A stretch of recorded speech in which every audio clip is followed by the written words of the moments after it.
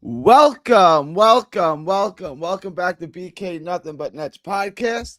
I'm joined with my partner, as always, Dylan over at Net Press. Dylan says he feels good. His voice sounds otherwise, but he says he feels good. How you doing, Dylan? We're doing, man. Can't complain at all. Um, what a game last night. Absolutely incredible to watch. Very fun, very entertaining. Um, for all of the people out there who thought I was crazy or thought Yegor was not going to be good, uh, here's one to you. But yeah, it was really fun to watch last night. Yegor took over. He had 0 points in the heading into the fourth quarter. He finished the game Into with the final 18. 2 minutes and 47 seconds. Yeah. It was And then he wild. just exploded, which is why I'm saying, like, people don't understand the guy's just playing a role. Like, if you give him the opportunities and put the ball in his hands and allow him to do his own thing, he's easily a guy that can give you 20 a game. Like, with ease. He just showed it. He gave you 18 in like 7.5 minutes. So realistically, you, Yeah. you should be putting the ball in his hands. At this point in time, they need to figure out a way, and I know I'm jumping the gun all over the place right now, but you gotta get rid of Cam Thomas to give Yegor this opportunity. Like I feel like that's what's holding them back. They want to try and bring Cam back as the second option to MPJ, but it's just like get it over with. Let Yegor take over games the way that he just did. Okay, that was I. It's on my topic list of things. You went there, so we'll go there now. Cam Thomas was on the bench down the stretch in overtime.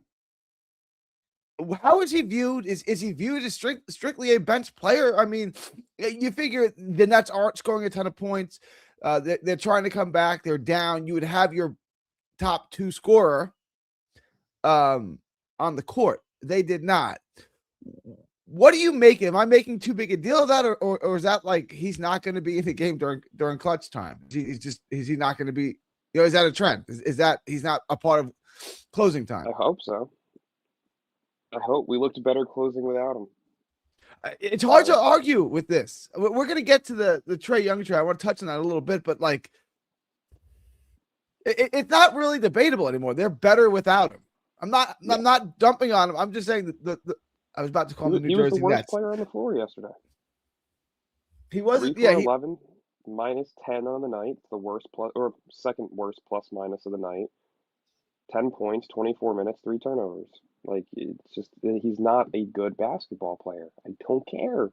I don't have to hold this back anymore. Like he sucks. He's just not good. I don't care what we get for him if we get anything for him. If we don't release him, just get it over with. Get him off my team.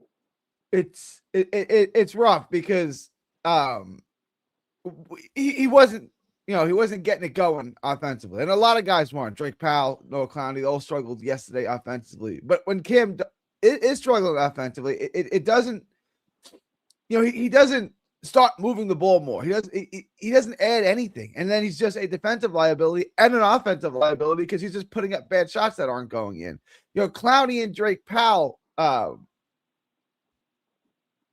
weren't didn't have their shot going, but they contribute in other ways. Clowney had a bunch of blocks. Clowney played really good defense yesterday. I think his defense is overlooked.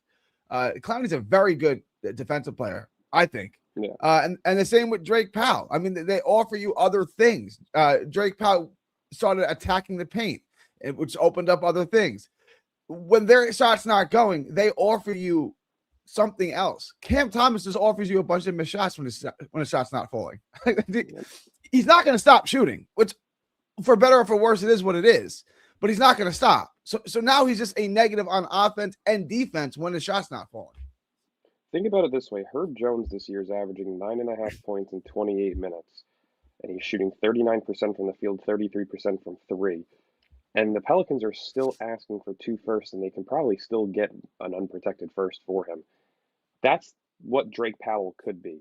And that's the difference Yeah. between players who impact the game of winning in multiple aspects versus a guy who can't even impact it with his one aspect. Like Drake Powell at some point in time could be the next Herb Jones for us because again, 6'6", athletic wing, defensive player mind like defensive minded player first, but can space the floor as well. It really just depends on if he's hitting a shot that day or not. But at least you have some value in that. Danny Wolf, again, 7-footer that can put the ball on the floor, space the floor when his shot is falling, and can play make very solid defensively so far, outside of getting his ankle snapped. What was it, Anthony Black last night that put him on the floor? Yeah. Um, which, by the way, fucking hilarious. But like these guys all offer different things, or at least two things. Cam Thomas doesn't even really offer one. Like, I'm sorry, but the explosive 30-point performance once every 6 games, nobody gives a shit. I don't care. Like, the guy's just not good at basketball, or at least he's not good here. But you got to get him away. It's time. It's so long overdue. I have been calling for this for 2 years. When there's a cancer forming, get it out. You don't just sit there and let the cancer continue to build. Get it out. Remove it.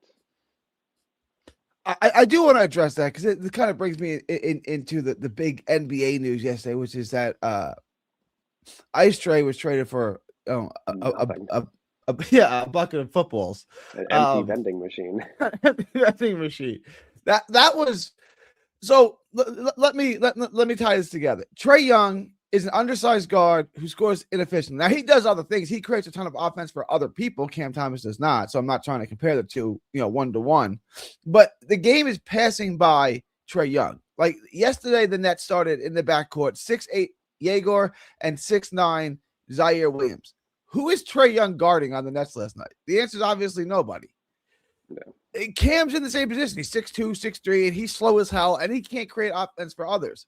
So if Trae Young has that little value, and I know his contract is a burden, and Cam's isn't, what are we actually getting for Cam Thomas? Like, if Trae Young demands so little because he's an undersized guard who's a defensive liability and an inefficient scorer, Cam Thomas is all those things on steroids. What are we actually getting for him? Well, I mean, the biggest difference is you've got a guy like Trae who currently this season is averaging what, 19-9. Yeah. Last year he was averaging 24 and 11, versus a guy who's averaging currently what, 21, 20 and a half, and 1.5 assists. Is that what Cam Thomas is averaging? 1.5 assists? I believe it's two assists and 1.5 rebounds. It's disgraceful. Like when people tell me, "Oh, I'm being overreactive," he's not that bad. No, he sucks. He's averaging 1.8 rebounds and 2.5 assists with 20.2 points per game. Let me let me see. He sucks. Yeah. All right, 2.5 assists and less than. I don't mean to laugh, but how do you don't laugh? You'd cry. Really? His field goal percentage is 43%, way below league average. 35.2% from three. Sucks. Yeah, his effective field goal percentage is 49.5. He's the definition that's of the lowest mediocre. it's been since his rookie season. Yeah, he's the definition of mediocre. It's not. There's nothing else to say for it anymore. I can't keep arguing with people over this. Like, notice how our comments are actually pretty quiet about this right now, which is new. Usually you got like 5 people complaining about it, but it's over. Cam Thomas is done. He's not a good basketball player. Like, you can get ready to learn Chinese now. It's is over. that what it is? I mean, I'm not trying to, I'm not trying to disparage the guy, but other scorers, Lonnie Walker. I'm trying to. I don't think he's been a problem to this team. I don't think he's a cancer. I just don't think he's that good. Like I don't know what else to make of it. I just mean in the sense of how he plays basketball. He's a cancer to the development of youth. He's a cancer to the development of winning a basketball game. He's a cancer when it comes to actually getting a team involved. Like he's a guy that shows up to a park and gives you a couple of points on some crazy shit, and you're like, wow, maybe this guy could have gone pro one day. That's Cam Thomas. He's not a professional basketball player. He is a street baller. He is a selfish individual, one-on-one wannabe Kobe. Yeah, it's exactly what he is. And he's not Brunson. He's not Spider. He can't score at will. He can't demand. He doesn't do, you know what I'm saying? He doesn't score efficiently. He's not an automatic bucket if he gets the ball in the paint. Like, there's just not, and like there are undersized guards like the two I just named, Spider Mitchell and Jalen Brunson, that you can win with. It's tough though. You got to be a really, really special player offensively, and he's not that. I'm not saying he's not a good offensive player. He is. He's not. I don't think anyone would argue he's Spider Mitchell or Jalen Brunson, right? He's not those guys. No. Uh, You can't what even is keep he? having conversations of like he's not even Lou Williams. He's not. Yeah. No, Lou Williams came in, played a role, and was valuable at it. He was successful at it. He made an impact on the game with it. Dude doesn't make an impact. He makes an impact once every like 9 games. I think we're going a little over every night. I mean, he's able to score, but even when he's scoring at 35, his field goal, it's not like he's cooking, right? Like, even when he scores his 35, he's 12 for 25. It's like he still put up a ton of bad shots. You know what I'm saying? Like, yeah, he got his 35 and it looked good in spots, but even when he gets his 35, he put up a ton of bad shots. I just want to show you his last 10 games. And this dates back to his first few games before injury, and then once he came back. October 27th against Houston. 25 minutes, 9 points, 1 rebound, 2 assists, 3 of 9 from the field. Want to call that impactful?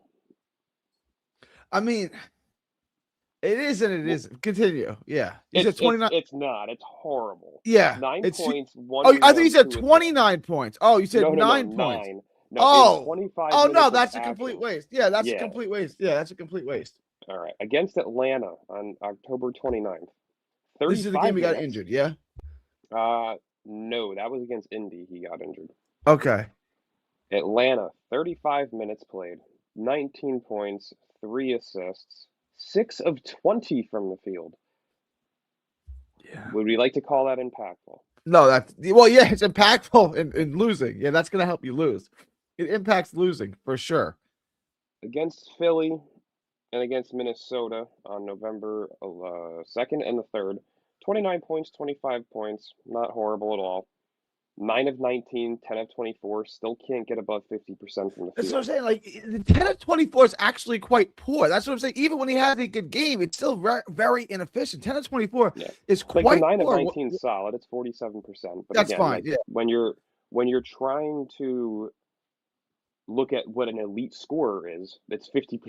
That's the baseline. If you are an elite scorer in this league, you're putting up 50%. If you're shooting a ton of threes, I can live at 45 to 47, right? Yeah. Because most of 10 of 24 is 41.6. That's not good at all. Like, that's Jason Kidd in the early 2000s. That's terrible. It's terrible. Yep. Indy, not going to knock him for it. He got hurt. 6 minutes, 0 points. Minnesota came back 20 minutes, 30 points, 4 assists, 0 turnovers. Probably his best game of the year. Yeah. And that's the only impactful game that I'll give him. Because you look at the rest so far since he's been back. Golden State, 19 minutes, 13 points, 2 assists, and 2 turnovers. So your turnover to assist ratio is 1 to 1. Not good. Yeah. Houston, 23 minutes, 21 points, 1 assist. He had 4 turnovers in that game. So you're in a negative. Cam. Yeah. Denver, 22 minutes, 17 points, 1 assist, 1 turnover. Last night, 10 points, 4 assists, but he also had 3 turnovers. Like, it's just, he's not impactful. If you can't do your offensive job correctly when you suck at defensive abilities, then what makes you, like how can you ever, I just don't understand how anybody's ever called him an elite scorer. An elite scorer is somebody who puts up 25 plus per game. An elite scorer is somebody who shoots 50%. Efficient scoring. Right? Who puts up 50% or more from the field. Like the Kevin Durant's, the Kyrie Irvings, Michael Porter Jr. this year is an elite scorer.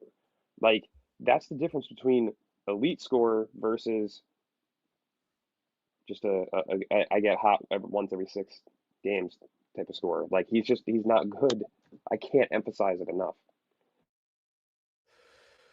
Yeah, no, I feel like if you let Clowney go to work, Clowney could get you 22 points a game. You know what I'm saying? Like, if you're just going to let Cam go to work, yeah, he can get you 22, 24, whatever the hell he's averaging. He can do that. 43% is what he's going to shoot, and he's going to have 5 turnovers as well. The turnovers is, It's the poor shooting and the turnovers. That's just wasted possessions because not only is he wasting possessions, dribbling the ball for 15 seconds and putting up a horrible shot, which is a waste of a possession. When you turn the ball over, that's the definition of a wasted possession. I hate turnovers. Take care of the basketball. I understand that you're playing up tempo. All right, you can turn the ball over. It couldn't happen. It's part of the game. But you should not be having 4 turnovers, 1 assist games ever. You're just not taking care of the basketball. So he's not taking care of the basketball, and he's putting up dumb shots that he's missing at a high percentage. Yeah, it's just pure laziness. J.R. Smith without any of J.R. Smith's athletic ability? Is that what he is? J.R. Smith was way more athletic than him. That's what I'm saying. It's Cam Thomas. Yeah, it's Cam Thomas, J.R. Smith minus J.R. Smith's athletic ability. No, I think J.R. Smith was a 10 times better player than Cam Thomas has ever been. I think people forget about J.R. Smith's prime in Denver. Well, he was a dog. he was almost an all-star. It's hard for me to, guys like J.R. Smith playing. I mean, I'm sorry, not J.R. Smith. Guys like Cam Thomas typically end up in China. Yeah. Sean Kilpatrick comes to mind. Sean Kilpatrick had games for the Nets in that, 15-16 season? 16-17, whatever season that was, where he scored 30 points. Sean Kilpatrick was their best scorer in spots. Where is Sean Kilpatrick? Do you remember Sean Kilpatrick? Oh, yeah. Okay. Where is he today? Couldn't tell you. I'm sure he's in China. I'm sure he's in China, Probably. Right? He's probably in China averaging 25. That's what your future looks like, Cam Thomas. Sorry, Kill. He's not good. He's not good at all. People, I see a comment that mentions if I'm in favor of keeping MPJ. 1,000%. Yeah. We spent some time on this. We're both and I think me and Dylan are in lockstep with this. If a right trade, if a Mikal Bridges Hall comes along, everyone's tradable, right? Outside of that, outside of a knock you off your feet type Hall, we're for keeping him. And I'm really for keeping him and Egor together. To me, I don't know, that's the beginning of having something. You have your 19-year-old stud, and then you have your veteran and Michael Porter Jr. who can play in any offense. I'd like to keep Michael Porter Jr., but again, if the right trade came along and they offered me 4 first rounders unprotected, okay, I'll do it. But outside of a deal like that, I want to keep Michael Porter Jr. He's an all-star. I don't want to just trade an all-star player for scraps. No, not at all. Speaking of trading an all-star player for scraps, we do have to address the elephant in the room here. There were a lot of Net fans who were interested. They wanted the Nets to check in on Trae Young. I was certainly not one of them. I thought that would be ridiculous. But your thoughts on the Nets having, because the Hawks did reach out to the Nets, which I think everyone is going to do because the Nets have the cap space and the picks. The Nets having no interest in Trae Young, and what the Hawks got, they got from. What are your thoughts on those two things? Well, before I even get into that, Michael, this is a new report from a Dalton Johnson. Looking at his Twitter right now, 15K, covering the Warriors and more for NBC Sports Bay Area. He says, in quotes, one source speculated that Michael Porter Jr. could be worth 2 first-round picks plus Jonathan Kuminga plus others to match the salary. Again, that just doesn't intrigue me. Yeah, I get, it's not a horrible trade. I'm just not making it. Kuminga's a good player, 2 unprotected first. Okay, but my answer is no on that. If I'm looking at the assets that Golden State has right now, and you're serious about wanting Michael Porter Jr., the only things that I want from you is picks and a third team to take on Kuminga. You have 8 picks right now in your arsenal. I want your 2026 unprotected. I want your 2028 unprotected. I want your 2031 swap, and I want your 2032 top 10 protected. If you don't want to meet my price, go fuck yourself. Yeah, it's really that simple. That's how I view an all-star. Why are we trying to lowball a literal all-star? He is at number 9 on these all-star lists right now. There is a reason for that. Why do we pretend that this guy is not putting Because he up plays on a bad literally team, Kevin but that's Durant irrelevant. numbers. Yeah, it's like Mitch Richmond. I mean, you're too young to remember Mitch Richmond. Mitch Richmond put up ridiculous numbers, ridiculous efficiency for the time. He's one of the best players in the league, but he was stuck in Sacramento when Sacramento was terrible. So he kind of went under the radar. And that's kind of where Michael Porter Jr. is. Michael Porter Jr. is having a phenomenal season, and he's a Yeah, phenomenal basketball player. from Like, there's from just west no question from about it. west to East Coast, from west to Eastern Conference.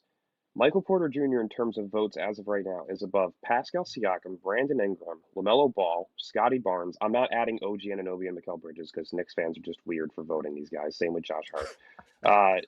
Joel Embiid, Norman Powell, Josh Giddey, Franz Wagner. In the West, he has more votes than Kawhi Leonard, Anthony Davis, Jamal Murray, Devin Booker, and Larry Markkinen. If you don't think that this dude is not worth at least 3 unprotected firsts, or potentially even up to 4, depending on the players in return for him, you're out of your fucking mind. Like, this guy is a dog. Rejuvenating your career from 18-7 to 27-7 and 3.5 on 50-40 splits is not something that you see every day. Like, But he's Dylan, he had a literally back Kevin injury Durant. 5 years ago. I know, yeah. So you got to coddle him and pretend like it's going to happen again, dude. Some people are just pathetic. Can you not tell that I am a massive Michael Porter Jr. guy? Like, I'm just all for this. I believe that he is truly, like, he could be the second option to an Anthony. Like, again, I keep bringing up Anthony Edwards, and that's just because I feel like there's a real thing happening there in Minnesota that he could request out sooner rather than later. But imagine there's a world where you can pair Anthony Edwards with Michael Porter Jr., or if you do land a top 3 pick this year and you pair a Darren Peterson next to a Egor and a Michael Porter Jr., and you go and fill out the rest of the roster over the next year and a half. Like, this is a real competing team.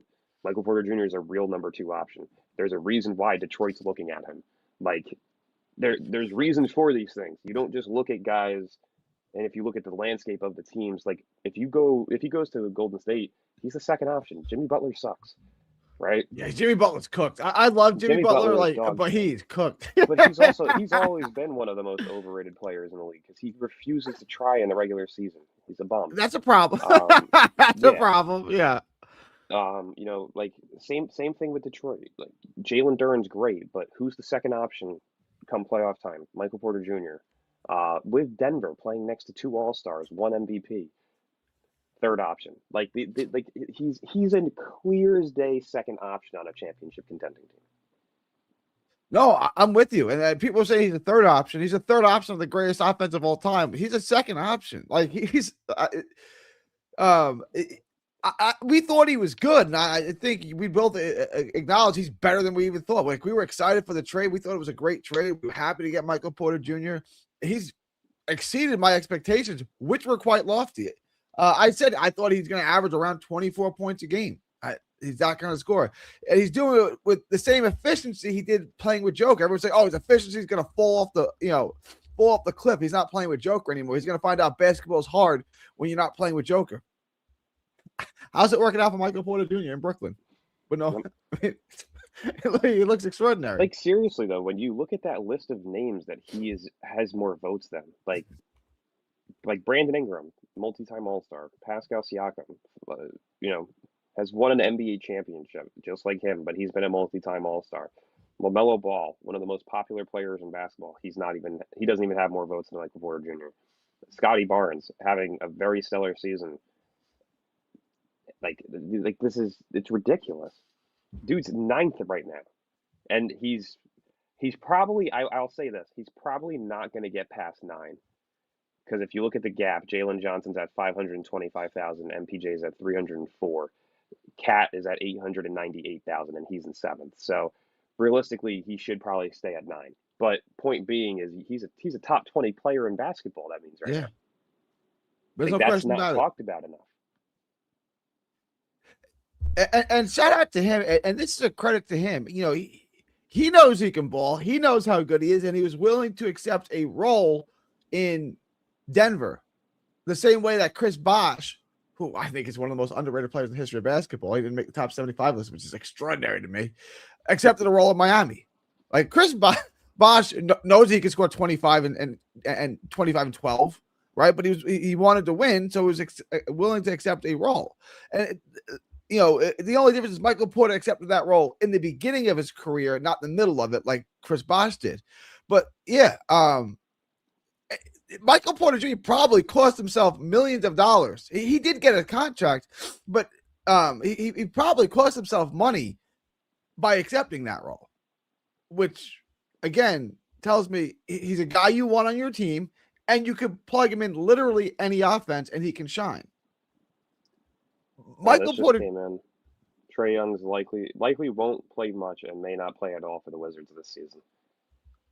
So they're going to try and bottom out for that pick. That's smart because they're top 8 protected, and the Knicks get it if it's not top 8. And right now, the worst they can get is 8 at 4. So that makes sense. They have to lose. what does the NBA say about this, though, Dylan? Like, you just traded. It's the biggest news in the NBA. He's obviously healthy because he's been playing with Atlanta. And then you say, I'm not going to play this all-star that I like. Well, he's not healthy. They say here he's dealing with knee and quad injuries, which is true. He's coming off of the MCL sprain caused by us, and then he's also coming from the quad injury that he just dealt with. So, I mean, it's smart. It's kind of like what Toronto did with Brandon Ingram last year. I'm not saying whether it's smart or not. I'm just saying, like, I feel like he can play because he's been playing. Atlanta's trying to compete to some degree. At least they were. I was going to say, if the league wants to fix these types of issues, stop giving play-in and playoff teams top 3 picks. Let your smaller teams rebuild. Get rid of this fucking lottery system. It's garbage. Yeah. It's a very simple answer. Well, let's talk about this. I was just going to say Atlanta's in good shape now because they're going to get 2 lottery picks, right? The Pelicans pick, which is unprotected, and their own pick, which is going to plummet. But does Atlanta really their get own pick? I think is going to Milwaukee. Does Atlanta's pick go to Milwaukee? I believe so. I think it's a 3-team swap. Let me see. Milwaukee's in the lottery right now. No, that says that's their own. That's true. Oh, Cleveland gets Atlanta's pick right now, and they're at 18. Okay, so they don't have their own pick. Okay, they have just the Pelicans, which is strange. Oh, because you know what it is. Wait, no. Cleveland's pick is going to Atlanta. Atlanta's pick is going to San Antonio at 13. So great. Now we got another fucking San Antonio year ahead of us. San Antonio. Yeah. Yep. Dallas and San Antonio are creeping around the 9 through 13 range. Guess what's going to happen again? Yep. I don't know. I mean, I try to hold out hope, but this is why I'm not a fan of tanking, because they're not going to hook us up anyway, right? So we're going to tank. I understand if you finish with the worst record in the NBA, you're guaranteed no worse than 5, and we would almost certainly get 5. Okay, fine. I get it, but it is difficult to finish with the worst record in the NBA. Like, I think it's harder to finish with the worst record in the NBA. I mean, look what happens when Indiana, like this team. That's what I'm saying. 6-win team. They're not. They're the Pacers need to be investigated by the NBA. This is absurd. Yeah. I've watched multiple of their games now. They have literally had leads in the fourth quarter and blatantly take players out and blatantly miss shots. I'm witnessing it with my own eyes. They are purposely losing these games. And the NBA is going to give them a good pick. You know that. You know that because once they get Halliburton back, they'll be a decent team. And the NBA doesn't want their stars going to Charlotte. They don't want them going to Sacramento. They don't want it. They want them going on teams where they can plug and play them and put them on a good team right away and showcase them, which I don't blame them for doing that, but that's what they're doing, right? I mean, that's what they're doing, right? Like the Oklahoma City. Well, I think they're done. I think Oklahoma City's been gifted enough, right? Like, okay. But San Antonio getting a top 3-4 pick every single season. And when we saw it a decade ago, when every year Boston, LA, and Philly picked 1, 2, and 3. That's extraordinary. That's extraordinary. Yep. How did that happen? That is crazy. That's really wild, isn't it? I was saying, watch, Dallas will get into the top 4 this year again too. They'll find a way to get Caleb Wilson or something. Like, it's a joke. Yeah, could you imagine Dallas now gets to rebuild with Caleb Wilson and Cooper Flagg? Yep. Or Cam Boozer and Cooper Flagg. Yeah. Whatever it may be. Right. Joke. Oh, they might do that. They might put the 2 Dukies together. They could do that. There's too many guys from Duke in this league to not put together. How about Darren Peterson? Did you see Darren Peterson the other day? Yeah, he looks incredible offensively, but like I'm genuinely sitting here watching some of these games and the team, and I put this out there, the team looks better without him in terms of winning. Like when he's on the floor, they're not usually winning, and when the games where he's been injured, they've been winning. Um, his defensive ability was such a thing that was talked about coming into college basketball, and I haven't seen it from him. I know that he's dealing with the hamstring injuries, but even when he was healthy the first couple, well, game and a half of the season, he didn't show like high intensity on defense the way that I thought he would have, the way that he was kind of marketed to be. So I don't know. There's some issues growing there, at least social media wise, that are like starting to spot some issues with him, specifically like with his chemistry with his own team. Like he's sitting at the end of the bench in a chair by himself. Defensively, he's not what we thought he was as of right now. The injuries have been an issue. People are contemplating whether or not it's him actually being injured or trying to sit out so he can secure his top pick. Like there's a lot of question marks around him right now. It's a very controversial player, but I mean, listen, when you're at the bottom of the barrel, if you're the Nets, does that stop you from taking him at number two if he's there? No, I wouldn't. Like I would take him in a heartbeat. To be fair, the two games he came back, they won both of them, didn't they? They won. They beat No, TCU they into lost the overtime. first one. Did they lose? They lost the first one that he came back a couple days ago, and then they just won in overtime. But again, Yeah, in the overtime game, there's 2.5 minutes left. They're down nine. He subs himself out.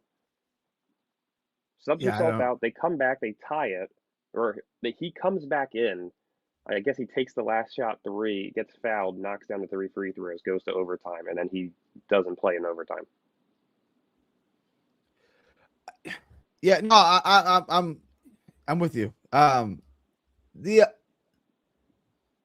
That's alarming. I'm guessing he's subbing himself out because he's tired.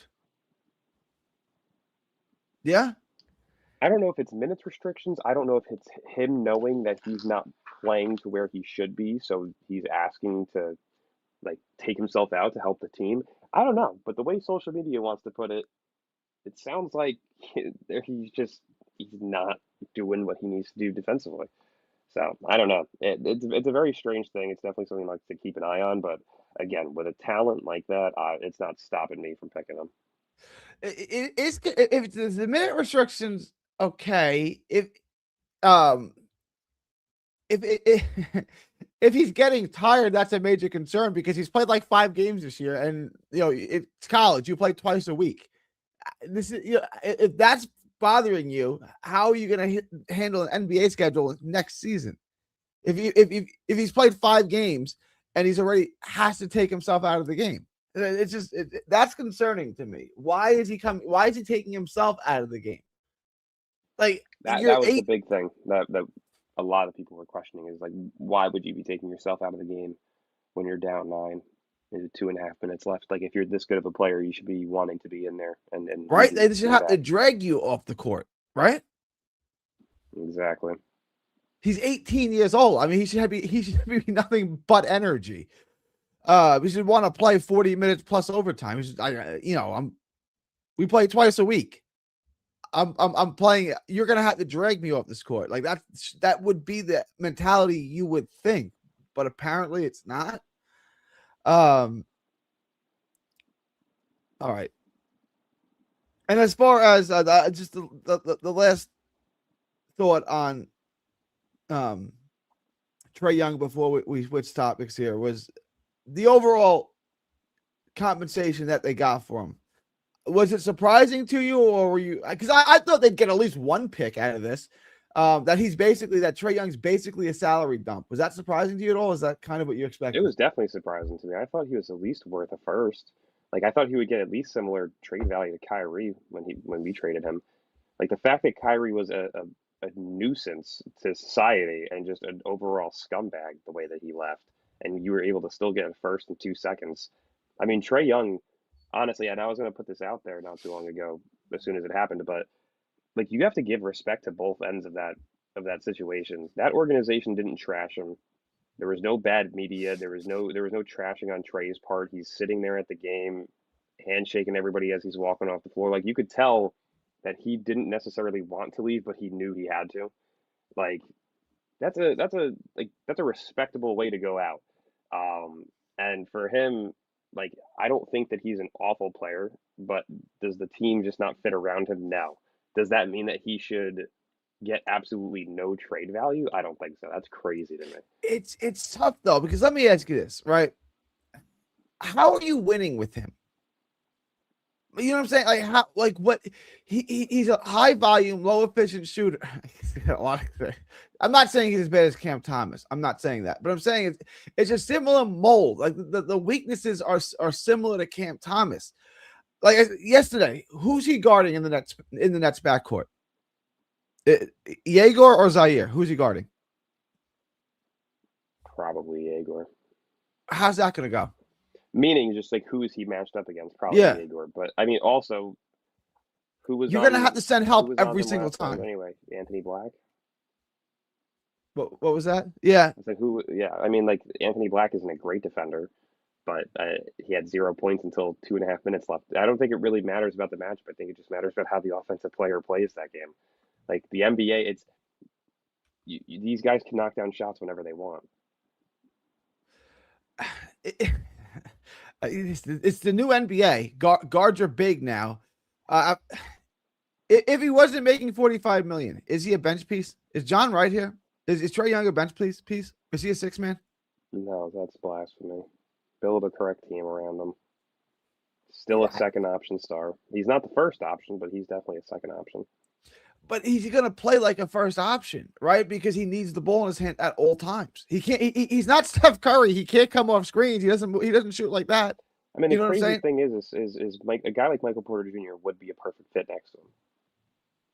Like you have a guy who you can dish the ball out to, and that dude can shoot efficiently and just throw him up there. Trae would average 14 assists with Michael Porter Jr. in the league. Like it's scary. Let me ask you this question. I mean this in all seriousness.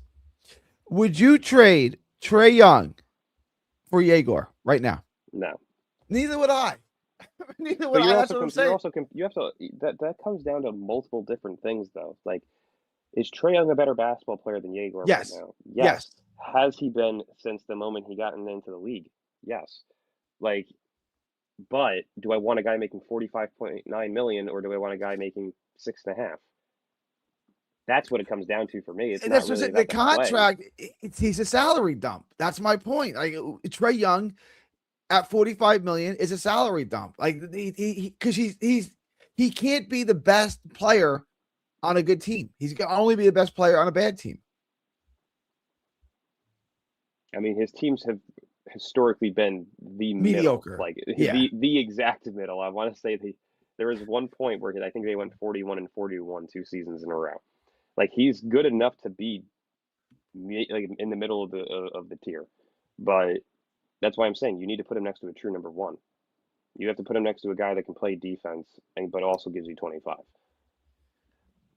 To be fair, John, like Spider and Brunson. Well, Spider and Brunson are built differently. Like they're built like fire hydrants. Like they're physically strong. But I would say right, Brunson and Spider are undersized guards by today's standards, right? Build around them. But I understand John's point. It's a difficult thing to do. Derrick Rose was able to do it. That's a while ago, though. You know, Derrick Rose was great, but that's a decade ago. Jason Kidd and Trae Young have very similar games. Like, if you really look at it, they're both great playmakers, both not incredibly efficient from three. Like, very, very similar. I mean, Kidd's, of course, much better all time. But point being is very, very similar games. Playmaking first, not the most efficient scorer from beyond the arc, but like the Trae Young hate is too forced, and it's just again, people will jump immediately on whatever media is telling them. It happens way too often. Trae Young needs fatty meat and water. He needs to build up some muscle. Shout out to RFK for turning the food pyramid upside down. Did you see that, Dylan? I did not. Turned it upside down and said, "Here's your new food pyramid." Yeah, it's all meat and eggs and stuff. Yeah. Shout out to RFK. Maybe America won't be so fat and disgusting moving forward. We'll see. I'm 42, Dylan. and I'm not trying to like pat myself on the back. I see the kids like I went to high school with that I graduated with. 90% of them, Dylan, 90% of them are disgustingly fat. And now they're on like, I'm 42. I'm not that young, but like there's no reason to be disgustingly fat and falling apart and dying at 42. This doesn't happen in the rest of the world. No, there's no reason for it. I don't want to talk about this on live just because I'll get too worked up. I just can't do it right now. What have we got here? Yeah, I don't mean 10 pounds. I don't mean the kids I graduated with are 10 pounds overweight. I mean they're 80 pounds overweight. What was that? I was gonna say we just had this conversation though. You're comparing a guy who averages 20 and 2 assists compared to a guy who averaged. We're gonna go based off of last season's stats, like 24 and 11. Stop. The playmaking is what. Stop listening to media all the time. It's okay. The playmaking is still impactful from Trey. Very much so. There's a reason why he's a 4-time All-Star and Cam Thomas is still a fifth-year nobody. Let's just stop the comparisons. This is so stupid. Trey Young single-handedly brought his team to an Eastern Conference Finals. People forget this. It was, but it's still a while ago, and the NBA is fastly evolving, and it is phasing Trey Young out. It is, but that's mainly about team building. You look at the way that they've built teams around him. Hey, let's go get DeJounte Murray. Yeah, that was helpful. Like, yeah, all right, let's go bring in Clint Capella, and then let's go get Onyeka Okongwu, guys who aren't really going to do much for him. Sure, so he still doesn't have a second option scorer. What's your next big move? Hey, let's go get Dyson Daniels, a guy who averages 10 points and gives you incredible defense, but he's not going to help him on his inefficient shooting nights. Like, there's just nothing that they've done on that organization to help Trey specifically. So, which is fine. Sometimes you just feel like you can't build around a player, and another team will do it better than you will. But it's just he's a great player, not a great defender, and he just needs to shoot the ball more efficiently. That's about it. But you give him the second option role and you give him a first option, then that's great. If the Nets still had the Gilla monster, Armin Gilliam, they would win more games. Do you know who Armin Gilliam is, Nate? Dylan? I've heard the name before. He was he was the Nets version of Charles Oakley in the 90s. He was a big dude, little midi. He was good. No, that's a narrative. You've been accused of shitting on Cam Thomas as much as Jake Asman. There we go. Shits on Aaron Glenn. You wanna address this? Yeah, Cam Thomas sucks. Get him the fuck off my team. It's hard to defend him at this point, and I'm a fan. I like Cam Thomas. I wanted him to work out here. It's hard to argue the Nets are better when he's on the court. Actually, it's impossible. That's a losing argument. They are considerably worse when Cam Thomas is on the court. I hate to admit that, but it's evidently true. I want to address two other people. I don't understand why they're here. Jalen Wilson and Tyrese Martin are clearly out of the rotation now. Clearly. They're the last two guys on the bench. Why are they here? Why are they on this team? Why are they taking up roster spots? I still think they're going to end up getting bought out. I think they're just going to fully guarantee their contracts to help with the salary floor. Why didn't we just keep Bufkin? Like, it's someone you could have developed. Like, I don't understand why we didn't keep Bufkin and Whitehead. Guys, you maybe possibly could have developed. Yeah, I agree. Cam Thomas would be an all-star if he wasn't on the Nets. I blame Dylan. Yeah, that makes sense. Who said that? They're trolling you, bro. Yeah. Oh, I know they are. That's why that makes a lot of that's good. We looked at the stats that the 2 rebounds and the two assists and almost 2 rebounds is going to be difficult to make an all-star game in today's NBA. Let's just close out on first of all, Claxton. They're going with Sharp. I know Claxton's on a minute restrictions, but they didn't use him to open the game or to close the game. They went with Sharp. Defensively, I don't think they're as good, but Sharp does add a lot. Is this just is this the new starting lineup? Is Sharp your new starting 5? In a month and a half, I think yes, but right now, no. I do think that they are going to trade Claxton. I just think that they're working his way back from missing 2-3 games from his little family issue that happened.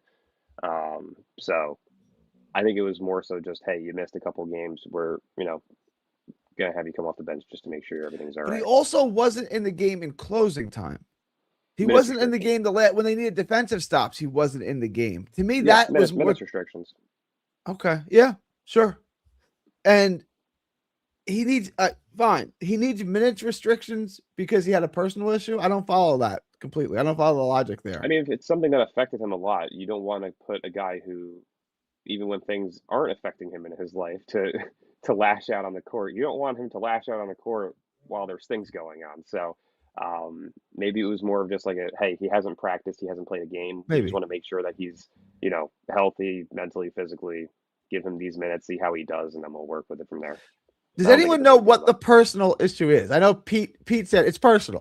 I got it. I get it. I understand it's No, personal. I have no clue what happened. I'm assuming it's probably a death in the family or something. All right. That would be my It's guess, but I don't know. I don't know. it's not a baby. He didn't have a baby that he didn't tell anyone, and then he posts pictures of it all over Instagram like Kyrie Irving did. It's not like that. No, not that I know Okay. Just the comeback in general yesterday. So you're thinking that in a game or two, whatever, Claxton will be reinserted into the starting lineup and he'll be your starting center until he gets traded. of. Yeah. What do you think? The starting five as currently constituted with Zaire playing the 2 and Egor playing the 1? Who do you like better at the 5? Sharp or who do you prefer in that starting lineup if it were you? Sharp or Claxton? I've been saying it for a year now. I want to see Sharp get starters minutes. This is a guy who averages 15 and a half points and 12 and a half rebounds with 4 assists in his per 36. Like, I want to see that sample size. That's Andre Drummond with playmaking. It is. You know He's what I mean? Like, yeah. I got to see It's just, something. So I don't know. It'll be interesting to see because he's on a team option deal. Realistically, say you trade Claxton and Sharp looks really good as a starter this upcoming season. Okay, you get to accept his team option for $6 million to be your starting center next year. Great.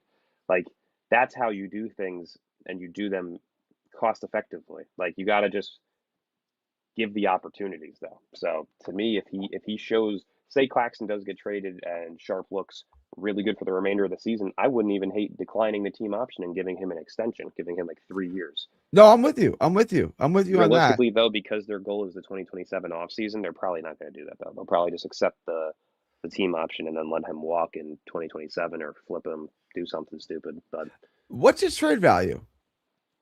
I mean, Boston was supposedly interested in him and Zaire. Zaire is taking a step back, it seems, this year. I I was think it's really just inconsistent role. maybe it could be because last year I was really excited about him. Last year I said like this guy could be a role player on a good team. Like he could be a rotational guy on a good team because he offers you the two things that every good team needs: corner three, right, and versatility defensively. And offensively, he's been a mess this year. So and I don't know.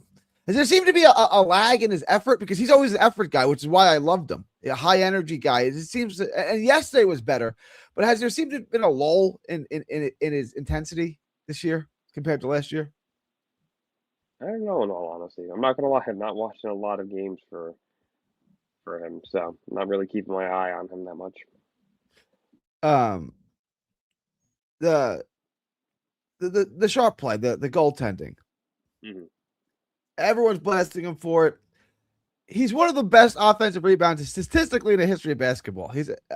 That's his thing. He's going for an offensive rebound. He got overly aggressive and he got pushed from behind and he tipped the ball that was going in. I don't think it was a low IQ play. I don't think it was a horrible play. I I don't think he's blame getting, him for it. I think he got fouled. I think yeah. he got pushed forward. If you're getting pushed forward, why? Yeah, your hand's gonna go up. What were we expecting there? I think he clearly got pushed in the back, right? But while he's going for an offensive rebound, which is what he does. I thought the announcers, I thought everyone was blowing that way out of proportion. I don't think it was like an ultra low IQ play. I think it was an overly aggressive play where he got pushed from behind and touched the basketball. Like,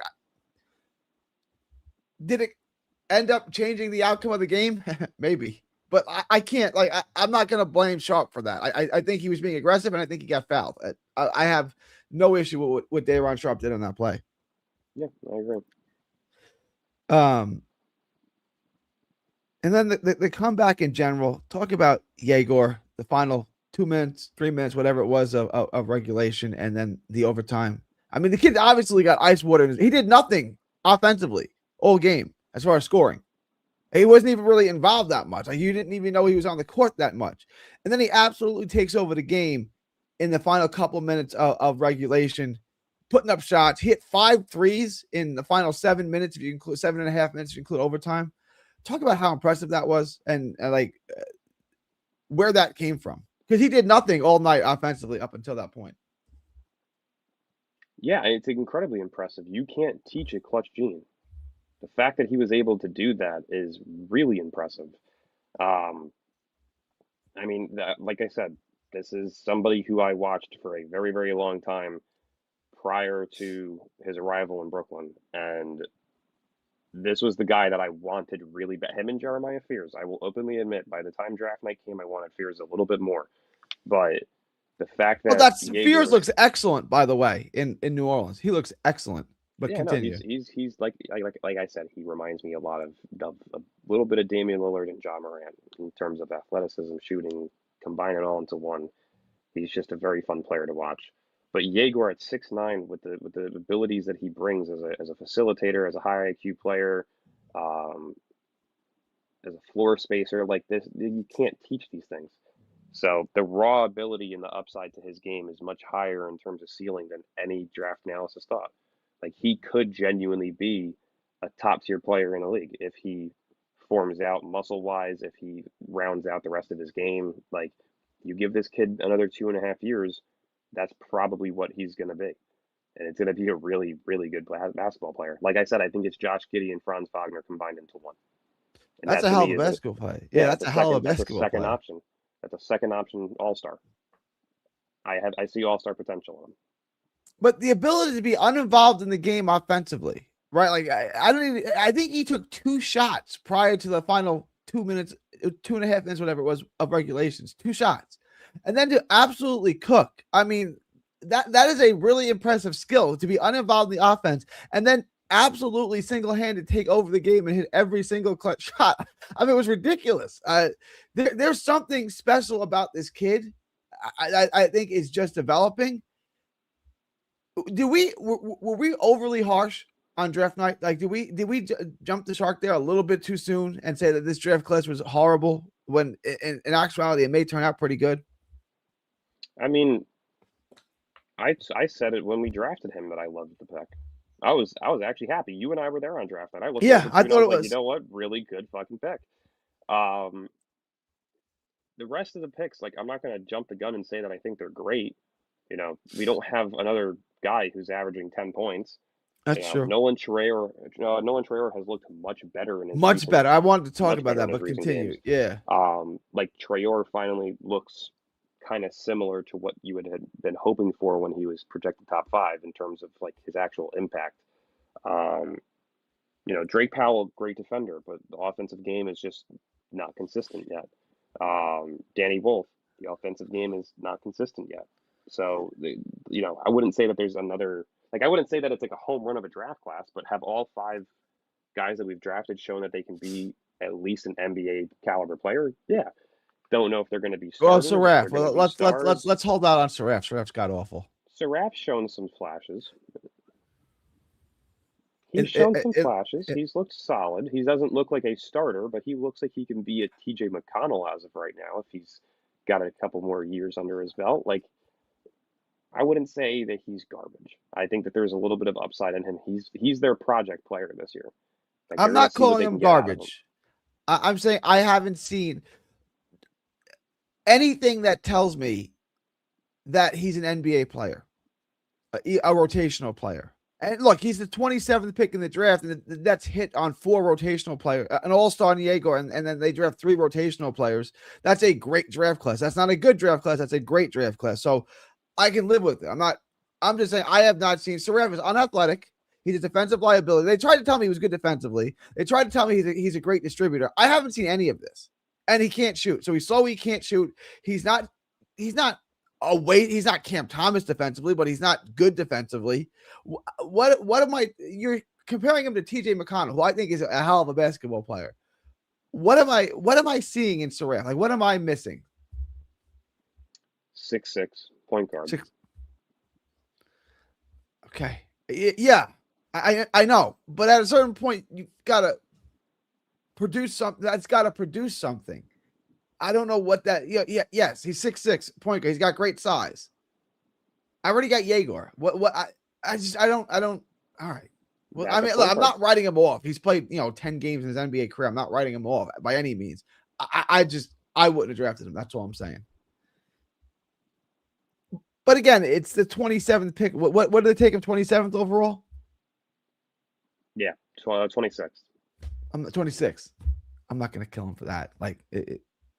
But the other guys, Wolf, Drake, and Trey, they all look like they all have an NBA skill set. They all look like NBA rotational players. To me, Drake Powell just needs to get more confident. Like when you get an open three, just put it up.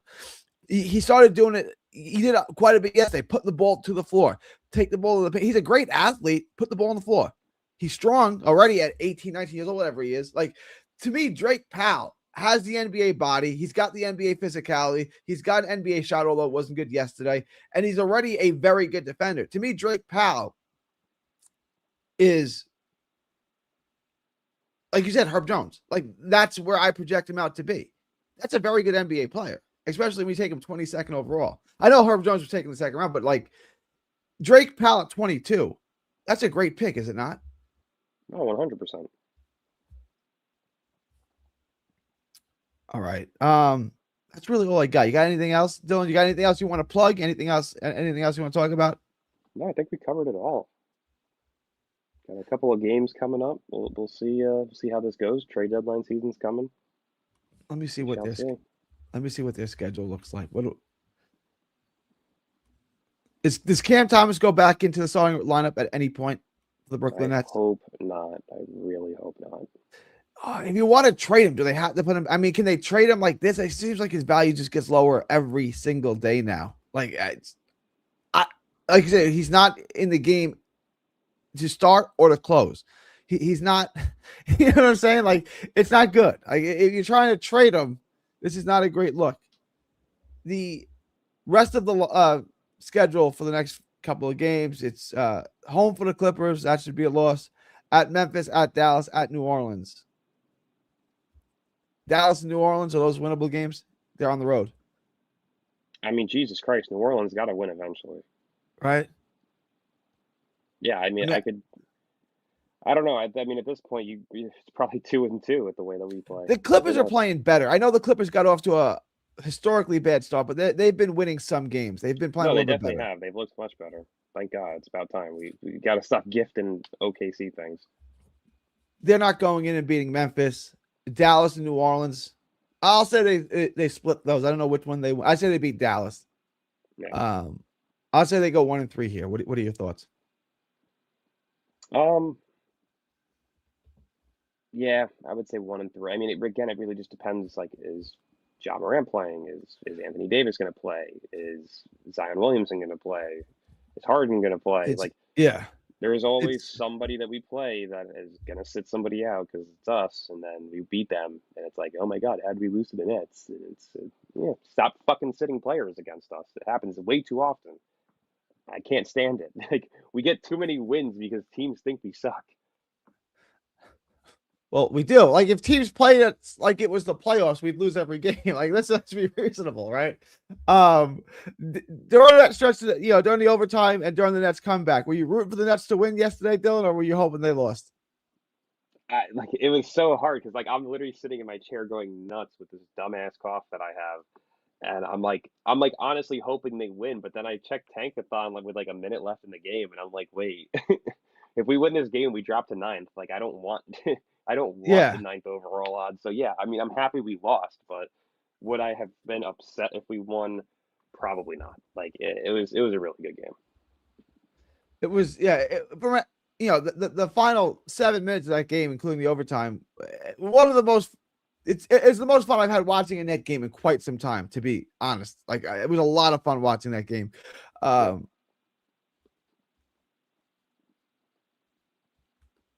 All right, I'm gonna wrap this up. All right, they're fifth in odds right now.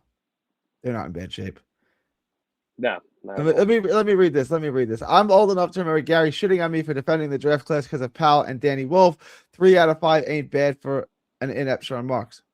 Yeah, I'll grant you that. I was the biggest knocker of this draft class, and it I thought Danny Wolf was going to be trash. I thought he was going to be too soft to be a 5, too slow to be a 4, an in-betweener who I think I said, what was the other guy? Drew Timmy. I said Drew Timmy was going to be a better pro than Danny Wolf. Well, I was wrong about that already. So I'll take my L on that one.